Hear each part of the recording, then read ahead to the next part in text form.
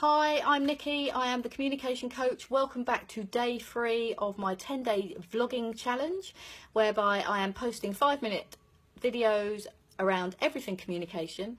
Thank you so much for all those people that have left me a comment, responded. I really appreciate it. Really appreciate you taking your 5 minutes out of your day to do that. And also, if there's something that you would like me to cover around communication, please let me know and we'll do a video blog on it. Thank you. So today we're carrying on with the theme from genuineness to first impressions, and we're going to talk about that spending quality time with people.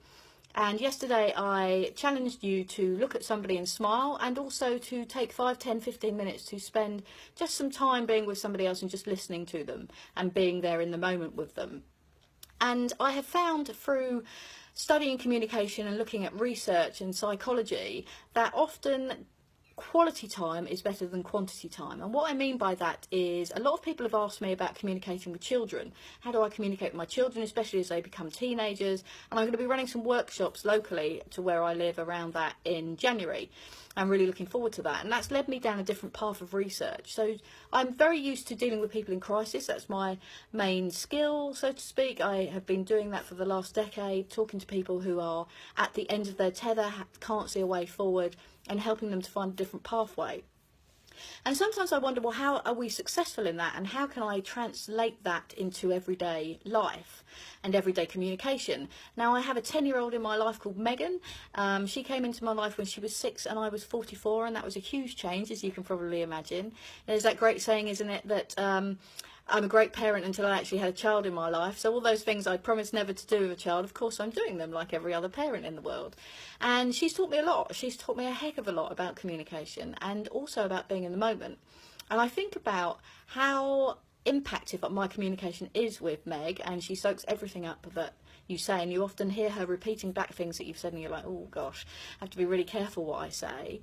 And I've noticed that when I'm fully in the present moment, and I mean no distractions, no social media, phone put to the one side, work phone put to one side, TV off, I'm just there with her, our interaction is a heck of a lot better. But not only is our interaction a lot better, but later on, when I ask her to do something like go to bed on time, she is more likely to do that if I've spent a good quality 15 minutes with her. So I've been doing some research around that and reading a lot of books around children and parents and communication, and they have all said it's spending that quality time. There is a theme that runs through all of them, and there's a theme that runs through psychology, and there is a theme that runs through having conversations with people in crisis and listening properly, and that is spending proper quality time with people. So when you walk into an office, and you've probably found this before, or you're talking to a friend or a family member or a loved one, and you're talking to them and they're on their phone like that, tap tap tap tap tap, and they're like, yeah, I'm listening. Well, actually they're not, because it's been proven that you need to not be doing anything else to be fully present in a conversation. And also think about when you were last really listened to, when somebody was there in the moment without any sidetracks, without shouting at the dog, shouting at the kids, picking up the phone, asking, hang on a second, I'll be right with you, or typing away, sending an email and say, yeah, I'm listening, keep going, I'm listening, and they're typing away. And you walk away from that conversation and you think sometimes, you know what, I don't feel that I was properly listened to there. And often you'll find that when we can just put all of those distractions away and to one side and communicate with the person in the moment, even if it's just for a short period of time, it makes a big difference in the relationship. And now because that's a dog barking in the background, sorry about that. I did this with my partner not so long ago. We actually had an hour where we weren't doing anything, and we sat down, we had dinner, and we put everything to the side and properly spoke about what was going on in our lives. And I sometimes think we forget to do that. We're much better at doing it with friends than we are with the people that we live with in our lives, and also our children.